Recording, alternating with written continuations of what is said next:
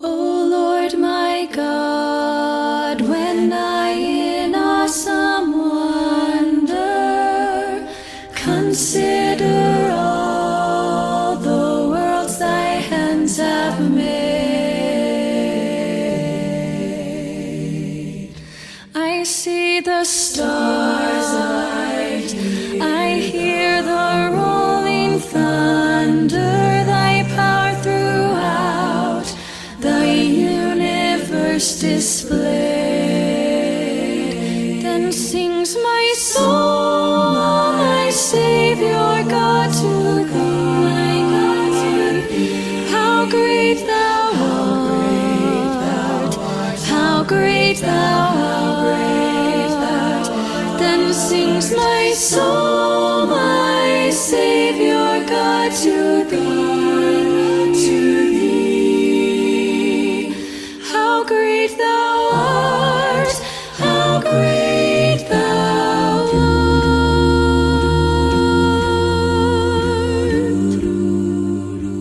아름답게 창조되었던 세상에 어떻게 하여서 죄가 들어오게 되었는지에 대해서 간략하게 말씀드리도록 하겠습니다. 하나님께서 세상을 창조하실 때에 세상은 참으로 아름다웠을 것이라고 우리가 짐작해 볼 수 있습니다. 상상해 볼 수 있습니다. 그리고 그 아름다운 세상 가운데 살던 사람은 지금 현재보다 더욱더 건장하였으며 건강하였으며 외모나 또 사람의 사상이나 사람의 지능에 있어서 하나님을 많이 닮은 사람이었습니다. 왜냐하면 하나님이 자신의 모습과 형상과 모양대로 사람을 지으셨다고 하셨기 때문입니다. 그런 아름답고 또 지혜 충만하고 모든 품성면에서 하나님을 닮았던 사람이 어떻게 해서 지금 오늘과 같이 이렇게 눈물 흘리고 질병이 생기고 한숨 짓고 사망이 들어오게 되었는지 오늘 말씀드리도록 하겠습니다. 이 사망이 세상에 들어온 것은 죄의 삭슨 사망이라고 로마서 6장 23절에 말씀하고 있습니다. 그래서 죄가 들어옴으로 이 모든 일이 시작되었다고 말합니다. 죄는 어떻게 시작되었느냐? 요한일서 3장 8절에 있는 말씀 보면 죄를 짓는 자는 마귀에게 속하나니 마귀는 처음부터 범죄함이라고 하였습니다.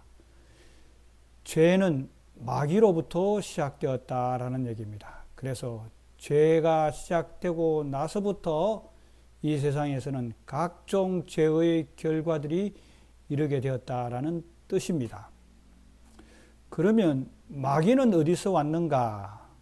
누가복음 10장 18절에 있는 말씀 보면 예수께서 이르시되 사단이 마귀가 하늘로부터 번개같이 떨어지는 것을 내가 보았노라고 말하고 있습니다. 사단은 마귀가 하늘로서부터 떨어져 이 땅에 오게 되었다라는 얘기입니다. 그러면 사단 마귀는 하늘에서 어떤 일을 하였는가?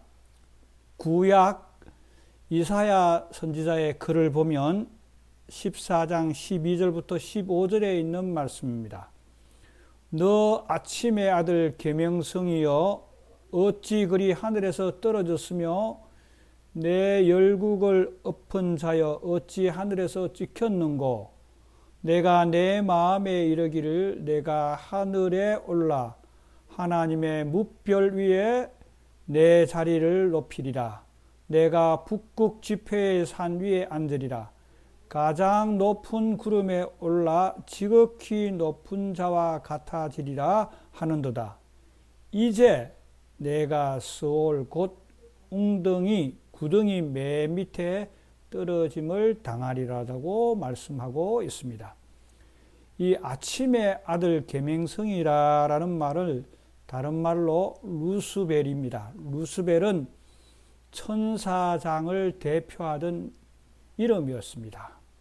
그가 본래 하늘에서 아름다운 천사로서 하나님의 사랑을 지극히 받았고 천사 중에서 가장 높은 위치에 지위에 있었던 자였습니다. 그러나 그가 자기 위치, 자기 자리를 만족하지 못하고 더 높은 자리, 더 높은 지위를 탐하다가 죄를 범하게 되었다고 말하고 있으며 땅으로 쫓겨났다고 말하고 있습니다. 이 장면에 대해서 유다서에서는 이렇게 말하고 있습니다. 자기 지위를 지키지 아니하고 자기 처소를 떠난 천사들이다라고 말하고 있습니다.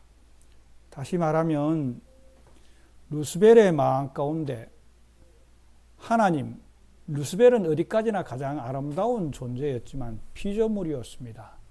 하나님, 창조주와 같아지고자 하는 마음이 그의 마음 가운데 생기게 되므로 죄가 그의 마음 가운데 들어오게 되었고 그가 죄의 시작점이 되었고 그는 죄의 시작점에서 하늘에서 있었지만 하늘에서 하늘 제사장과 하늘 천사장과 다투다가 자기의 위치, 자기의 자리를 잡지 못하고 있다가 하늘 별 3분의 1을 끌어다가 땅에 던지게 되었는데 그 장면이 요한계시록 12장에 나옵니다.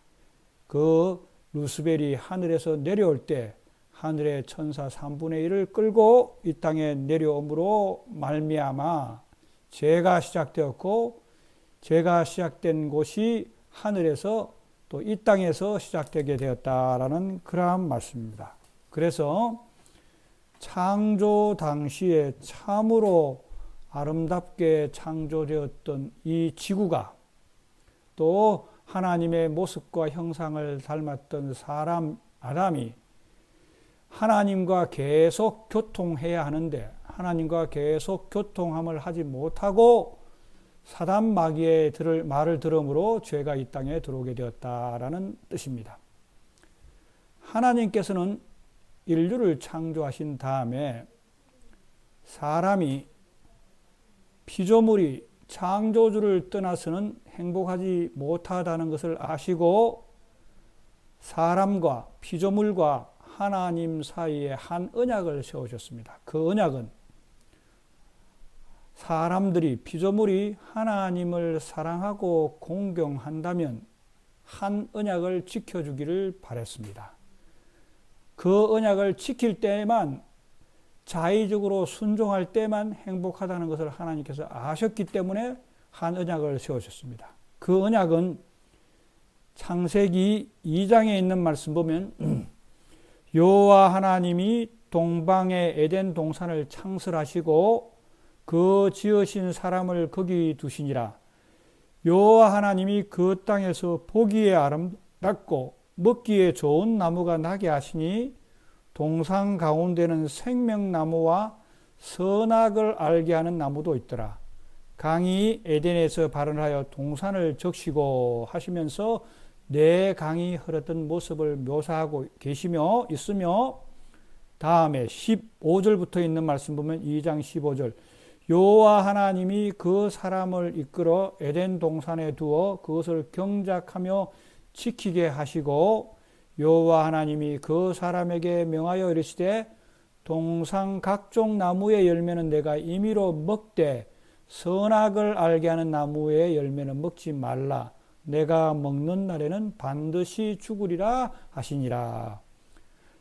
에덴 동산을 만드신 다음에 에덴 동산에 있는 모든 것을 다 먹고 모든 것을 다 즐기지만 아담 너가 사람이 피조물이 하나님을 공경하고 창조주를 공경하고 사랑한다면 이 것만은 하나 지켜주기를 바라는데 동산 모든 각종의 실과는 내가 임의로 먹되 선악을 아는 나무의 실과는 먹지 말라라고 하셨습니다. 그것을 먹는 날에는 죽을 것이라고 말씀하셨습니다. 왜 하나님께서는 에덴 동산에 아름답게 창조하신 다음에 선악을 알게 하는 나무의 실과를 만드셨느냐 하면 이것은 하나님과 사람 사이에 피조물과 창조주 사이에 하는 언약의 표시임으로써 하나님은 이 만물의 창조주이시며 소유주이심을 영원히 인식시켜 주시는 하나의 표정이었습니다. 하나님께서 선악과를 만드신 것을 놓고 많은 사람들이 이렇게 질문하고 의문하고 반문하기도 합니다. 왜 선악과를 만드셔서 사람을 시험에 들게 하여서 이렇게 어렵게 하느냐라고 하는 질문들을 하게 됩니다. 하나님께서는 선악과를 주신 것은 너의 자의대로 나를 공경하라는 뜻입니다.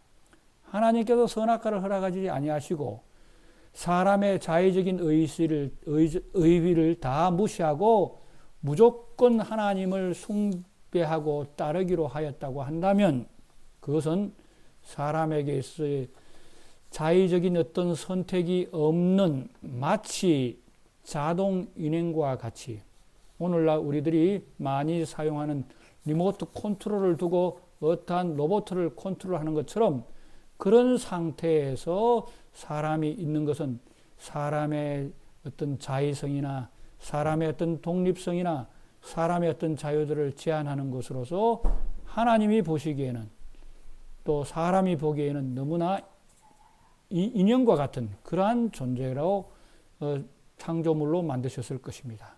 그렇게 하지 아니하시고 자의적으로 사람을 공경하게 하나님을 공경하게 하시려고 무엇을 선악과를 주심으로 말미암아 내가 자발적으로 나를 따르기를 바라셨기 때문에 선악과를 허락하였습니다. 그래서 선악과라는 것 자체가 어떤 독이 있는 것이 아니라 너가 피조물이 하나님을 자의적으로 따르느냐는 하나의 표시였다라는 뜻입니다.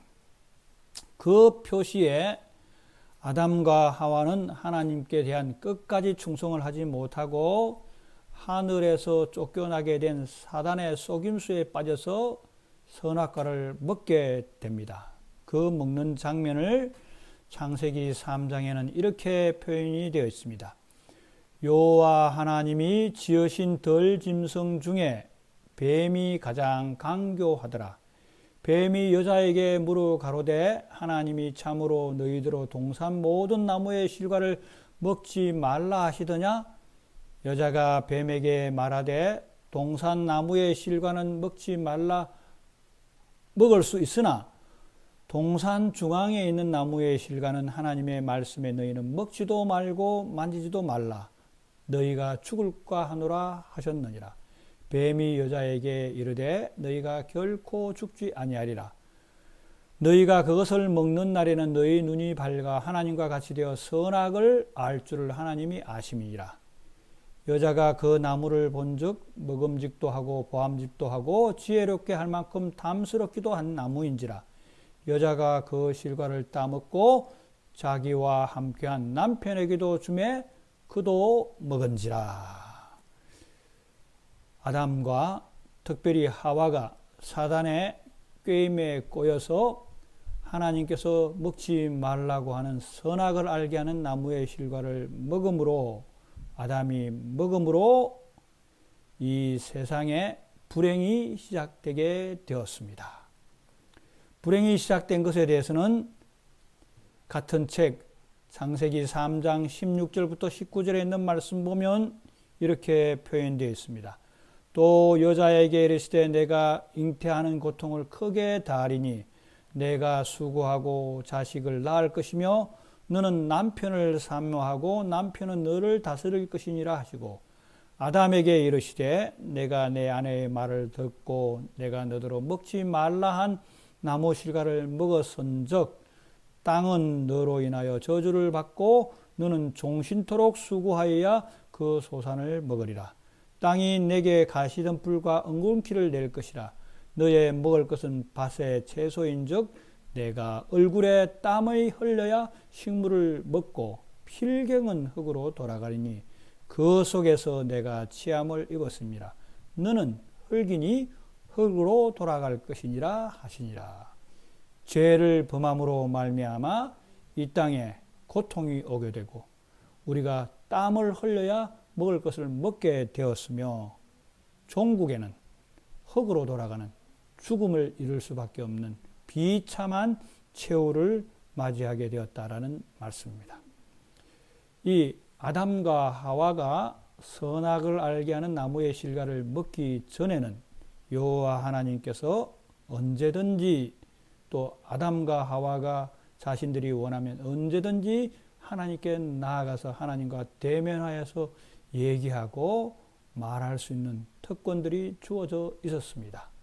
그리고 이 죄를 범하기 전에는 이 땅에 있던 생명체들이 죽지 아니하였으며 시들지 아니하였으며 나뭇잎이 떨어지거나 동물들이 서로 싸우거나 강한 것이 약한 것을 잡아먹는 경우가 없었습니다. 그러나 죄를 범함으로 말미암아 그런 것들이 오게 되었고 더욱이 사람에게는 고통이 이르게 되었으며 사람의 최후는 어떻게 되었느냐 하면 너는 흙이니 흙으로 돌아갈 것이라고 선언하셨으며 마침내 하나님께서는 죄를 지은 아담이 죄를 지은 사람이 영원히 사는 것은 불행하다는 것을 아시고 창세기 3장 24절 이같이 하나님이 그 사람을 쫓아내시고 에덴 동산 동편에 그룹들과 두루 도는 하연금을 두어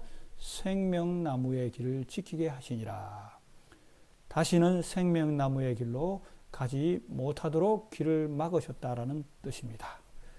참으로 인간은 비참한 현실에 비참한 운명에 처하게 되었다라는 뜻입니다. 하나님께서는 이런 비참한 운명에 처한 아담과 하와를 보시고 마침내 위대한 선언을 하게 되시는데 그 선언은 창세기 3장 15절에 나오는 말씀 내가 너로 여자와 원수가 되게 하고 너의 후손도 여자의 후손과 원수가 되게 하려니 여자의 후손은 내 머리를 상하게 할 것이요 너는 그의 발꿈치를 상하게 할 것이니라고 하시면서 사람은 마땅히 죽어야 하지만 그 마땅히 죽어야 할 대상을 대신하여서 누가 죽을 것을 예언하셨느냐 하면 선언하셨느냐 하면 여자의 후손이 와서 대신 죽음으로 말미암아 죄의 원수였던 죄의 괴수였던 사단은 그의 머리를 상하게 할 것이며 여자의 원수는 발꿈치를 상하고 잠시 죽지만 다시 사셔서 온 인류를 구원하실 것을 선언하신 장면이 나옵니다. 그래서 이 장면을 보고 이 장면을 연상하고 있던 침례 요한이 예수님께서 이 땅에 오셔서 구속 사업을 시작할 때에 백성들을 소개할 때 예수님을 어떻게 소개하시느냐 하면 보라 세상 죄를 지어가는 하나님의 어린 양으로 소개하고 있으며 예수님의 제자 중에 한 분이었던 사도 요한도 그의 책 마지막 요한계시록에서 예수님에 대해서 어떻게 표현하느냐 하면 죽임을 당한 하나님의 어린 양의 생명책에 창세 이후로 그 이름이 기록되지 못한 자들은 멸망할 것이라고 하시면서 하나님의 어린 양이신 예수님을 표상하고 있습니다. 그래서 인류는 태초에 아름답게 창조되었던 세상에서 살 수 있는 특권이 영원히 있었지만 하나님께서 우리 스스로 자의적으로 하나님을 순종한다는 표시로서 선악을 알게 하는 나무의 실과를 먹지 말아야 하는데 사단 마귀가 꾀임으로 말미암아 죄가 시작된 사단 마귀로부터 시작된 그 사단 마귀의 꾀임에 빠짐으로 사단 마귀의 말을 들음으로 선악을 알게 하는 나무의 실과를 먹음으로 사람들은 죽을 수밖에 없는 운명이었지만 주님께서는 그 죽을 수밖에 없는 인류를 다시 사랑하셔서 창조하신 분이 대신 죽으심으로 말미암아 사랑의 하나님께서 우리를 사랑하심으로 대신 죽으심으로 말미암아 어린 양으로 대신 제물이 되어서 죽으심으로 말미암아 살 길을 우리에게 허락하셨는데 그 말씀은 하나님이 세상을 이처럼 사랑하사 독생자를 주셨으니 이는 저를 믿는 자마다 멸망치 않고 영생을 얻게 하려 하심이라는 말씀을 하심으로 말미암아 죽을 수밖에 없는 인류에게 다시 살 길을 허락하셨다라는 뜻입니다. 그러므로 우리 인간 사회에서 여러 많은 고통과 어려움이 있고 질병이 있고 마침내 죽음이 있을지라도 죽음 가운데서 우리가 구원받을 수 있는 유일한 길은 하나님이 세상을 이처럼 사랑하사 독생자를 주셨으니 이는 저를 믿는 자마다 멸망치 않고 영생을 얻게 하려 하심이라는 말씀들을 생각하면서 우리를 대신하여 죽으신 어린 양의 제물 대신 예수 그리스도를 믿으심으로 말미암아 이 세상에서 우리에게 주어진 한시적인 이 세상에서 영원한 생명을 얻게 되시고 영원한 영생을 얻게 되시는 우리 모두가 다 되게 되시기를 바라면서 오늘 저녁 말씀을 마치도록 하겠습니다.